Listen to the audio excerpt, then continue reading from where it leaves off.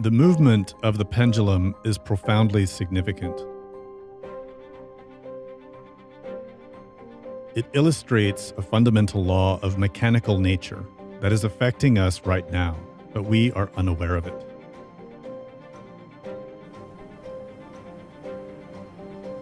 Everything in nature has its ebb and flow, its rise and fall, increase and decrease.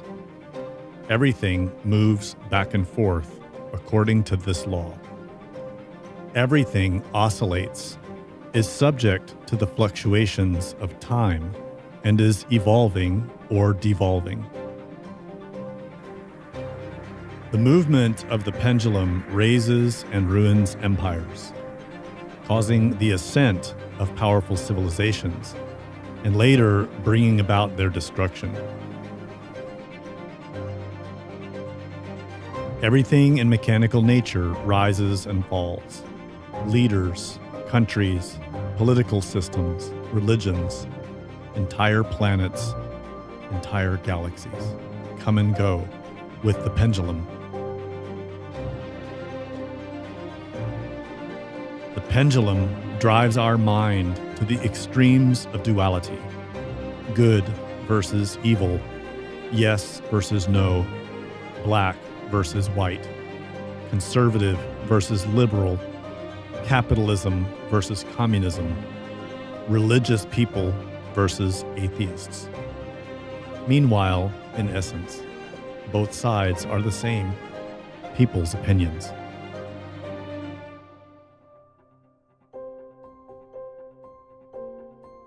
Our own life is but a swing of the pendulum.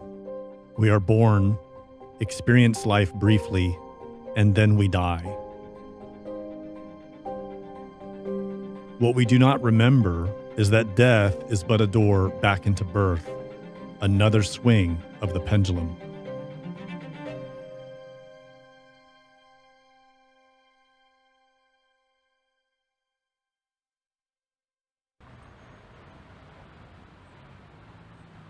During each brief existence, the pendulum dictates our days and nights, and the highs and lows of our life.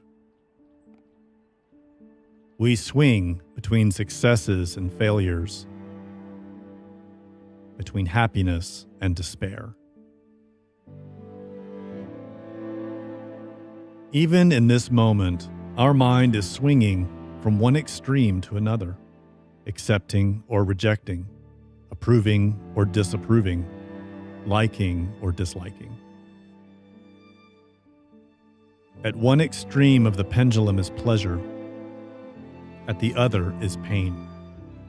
All of our emotions, thoughts, longings, and desires swing according to the law of the pendulum. Today we are in love. Tomorrow the beloved becomes our enemy. Yesterday we were filled with hope. Today we are desperate, depressed. Today it is yes. Tomorrow it is no. We are inconsistent, unpredictable, always fluctuating.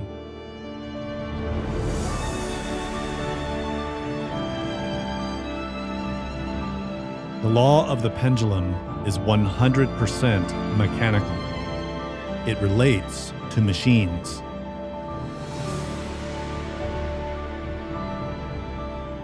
We think we have free will and control. But really, we are just reacting mechanically.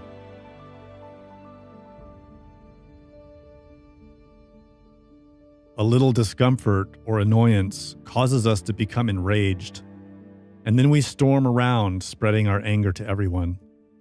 Truthfully, we are not in charge of ourselves. A slight breeze can flip our behavior. We swing between contradictory opinions, ideas, emotions, and habits, and we refuse to see our contradictions. Yet we see contradictions in others clearly.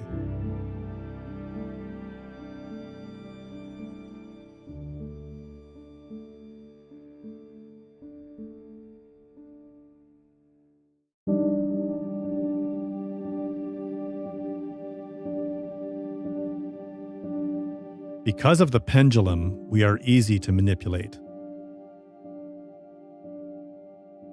To get what they want, people manipulate our pride, fear, lust, and envy.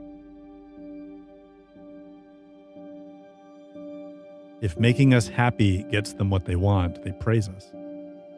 If making us angry gets them what they want, they offend us. To make us happy again, they tell us some sweet words. We are instruments on which others play melodies. We are machines. We spend our lives chasing one side of the pendulum and intentionally avoid or ignore its opposite. We chase pleasure, excitement, or wealth, but fearfully avoid their opposites. By willfully ignoring the full reality of any situation, we fail to measure risk and increase the energy of the inescapable swing to the opposite side. You can observe this in the life of anyone who is addicted to pleasure. They inevitably become overwhelmed by pain. Those who constantly seek excitement are like moths drawn to flames.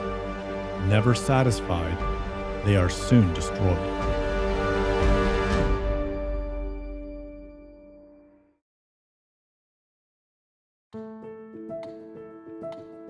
Slaves of the pendulum are always thrown from one extreme to another. Genuine peace and happiness can never be found as long as we are blinded by duality. Fortunately, there is a way to escape from mechanicity. Stop being a machine. We have to learn to see things in life as they really are. We need to expand our perception.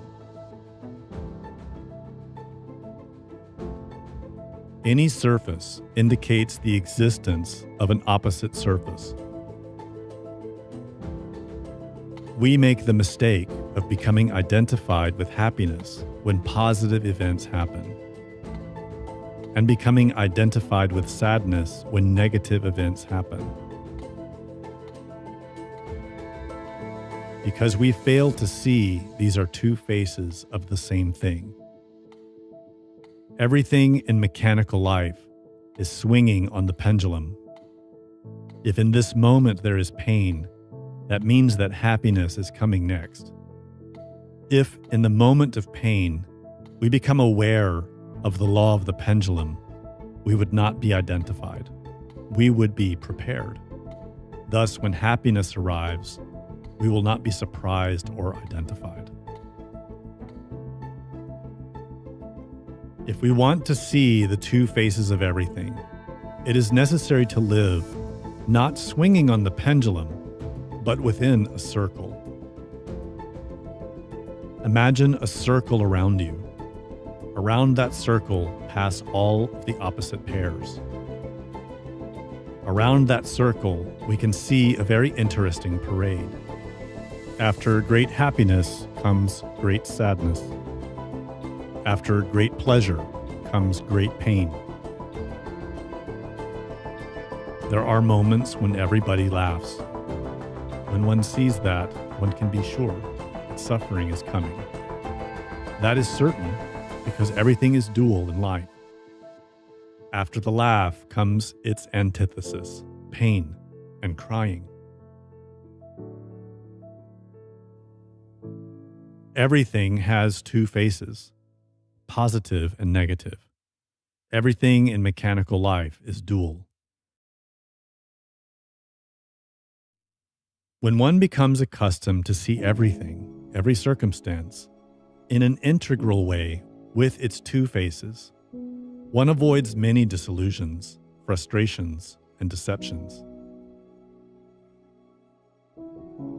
When you have a friend, you have to understand that your friend is not perfect, and at any moment can become your enemy. Moreover, that is normal. Therefore, on the day that happens, you will not be surprised or disillusioned. When you fall in love, you have to be aware that the day will come when you or the beloved will die, or the relationship will end. This is not pessimistic. It is the reality. Awareness of the facts makes you a better friend, a better spouse, undisturbed by change, calm in the face of difficulty, and at peace in the midst of storms. When one lives in the center of the circle, one does not take part in the mechanical game of the pendulum. One is not subjected to the alternatives of anguish and happiness, triumph and failure, pleasure and pain.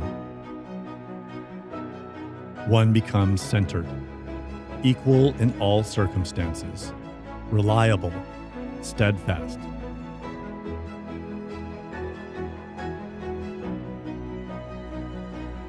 When you see from within the circle, you see all sides equally. Instead of being attached to and limited by a narrow view, your mind opens to seeing things in new ways. This reduces conflict with others and steadily increases your wisdom. The one who is aware of the pendulum still experiences the pleasures and pains of life, but is not identified with them. The extreme sufferings of life are reduced, and one gains inner serenity and the ability to act wisely without being overwhelmed or confused.